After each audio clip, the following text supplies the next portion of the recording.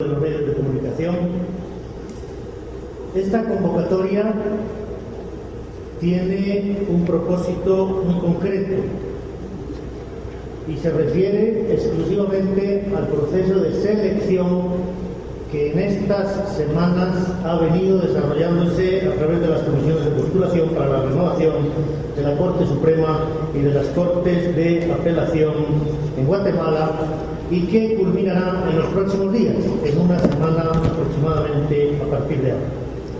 La Comisión Internacional ha procurado mantener un perfil bajo en ese proceso de selección, entendiendo que son las instituciones de Guatemala quienes deben verificar ese proceso, que son esas comisiones de postulación por primera vez en la historia reguladas por ley, aunque ya estaban desde hace unos cuantos años en la Constitución, y que a pesar de que constituyen un avance histórico respecto de procesos anteriores que se habían producido a puerta cerrada, arroja unas sombras, algunas dudas que extienden la preocupación y que requerían un llamamiento de atención público que se dirige a toda la sociedad de Guatemala, que se dirige a todas las instituciones, a los responsables políticos, al Gobierno, al Congreso de la República, pero que se dirige principalmente, porque aún se está a tiempo, a los postuladores que integran las dos comisiones de postulación. En primer lugar, es un secreto a voces que ojalá no se corresponda con los hechos o con la realidad, el que se estarían produciendo negociaciones al margen de las comisiones de postulación. Eso supondría una violación no solo de la Constitución, sino de la letra y del espíritu de la ley que fue aprobada casi por reclamación hace muy pocos meses, que daba nacimiento a una nueva generación de comisiones de postulación y que en todo caso constituiría una práctica fraudulenta desde el punto de vista democrático. Quien tenga candidatos debe traerlos a las comisiones de postulación. Allí deben ser sometidos al escrutinio de la opinión pública, de los postuladores, con los procedimientos de transparencia y de publicidad que la ley establece, que la Constitución quiere, y solamente en ese proceso podrán resultar propuestos los mejores. Nos preocupa también, y también queremos ponerlo de manifiesto, aquello que está aconteciendo dentro de las comisiones de postulación. En la propia manera en que las comisiones se han constituido, en algunos de sus integrantes que, como mencionaremos, están infringiendo normas básicas de los deberes de abstención que corresponden a cualquier servidor público, y en cuanto al hecho de que también dentro de las comisiones se pueda estar produciendo una alteración del sentido constitucional del proceso de selección que tienen encomendadas. Y nos preocupa también, en tercer lugar, el perfil de algunos candidatos que son, por decirlo en términos diplomáticos, manifiestamente inidóneos. Esta Comisión Internacional no quiere interferir en el proceso de deliberación y propuesta de las comisiones de postulación, y es por eso que no hará público ningún nombre antes de que las comisiones de postulación se hayan pronunciado. La información que teníamos que hacer llegar a la comisión de postulación la hicimos llegar a través de la sociedad civil y de los organismos no gubernamentales que han estado opinando, informando, tachando, impugnando,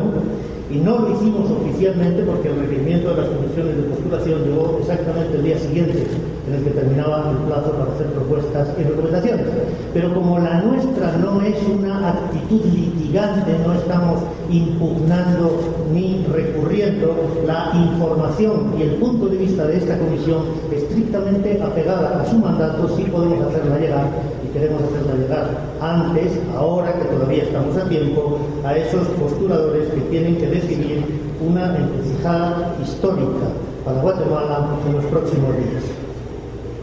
No se trata solamente de la renovación de aproximadamente un centenar de destinos, los más importantes en el organismo judicial. Se trata de elegir a uno de los tres poderes del Estado,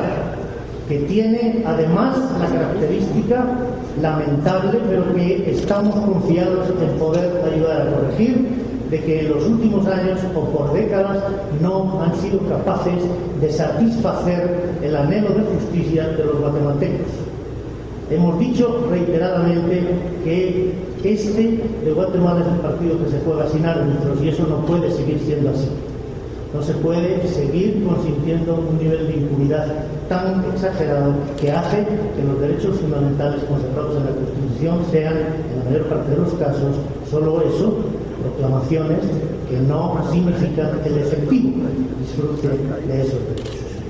No podemos seguir padeciendo más de 6.000 asesinatos al año, de los cuales solo unos pocos son satisfechos en cuanto a la demanda de justicia con el castigo de los culpables y la reparación de las víctimas. No podemos seguir adelante sin que uno de los tres poderes del Estado, precisamente aquel que tiene la función de garantía del funcionamiento de todo el sistema con arreglo al principio de legalidad, no esté a la altura de la demanda de los ciudadanos. Esta es, pues, una encrucijada histórica, no solo para esta comisión,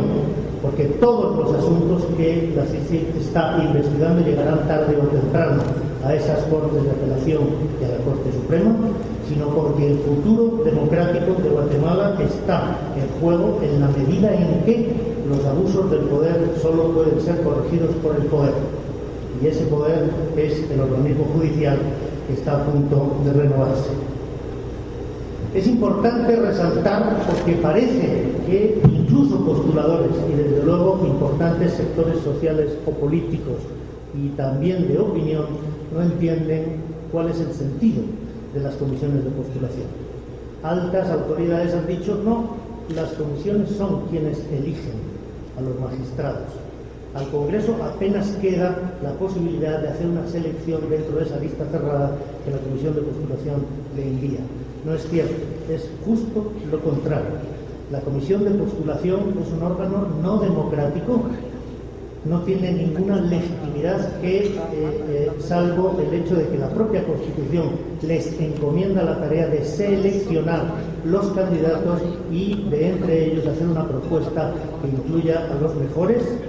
pero no tiene ningún criterio que les permita elegir a uno de los tres poderes del Estado, porque directa o indirectamente ese poder del Estado tiene que ser de extracción democrática, y esa extracción democrática solo puede dársela el Congreso de la República. Las comisiones de postulación tienen que seleccionar a los mejores candidatos y lo tienen que hacer con criterios de legalidad,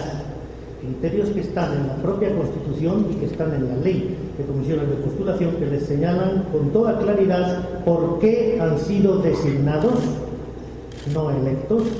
y por qué tienen que proceder a esa selección para que luego el Congreso haga la elección. Criterios de legalidad, criterios de objetividad, criterios de transparencia y publicidad, pero criterios sobre todo de experiencia. Si necesitamos hacer una selección de vinos, elegimos los mejores vinateros, porque ellos conocen ese material y son capaces de decir cuál es el bueno y cuál es el malo. Si elegimos abogados,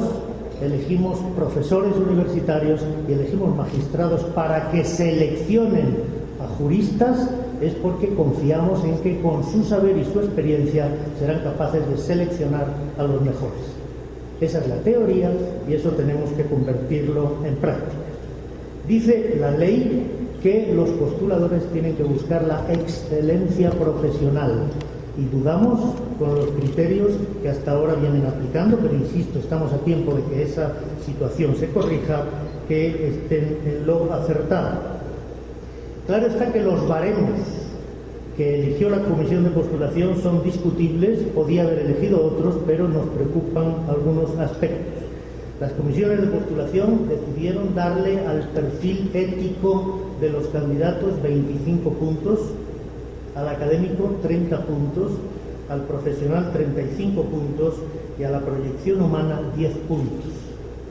Y nos parece desacertado. Eso se puede corregir examinando ahora,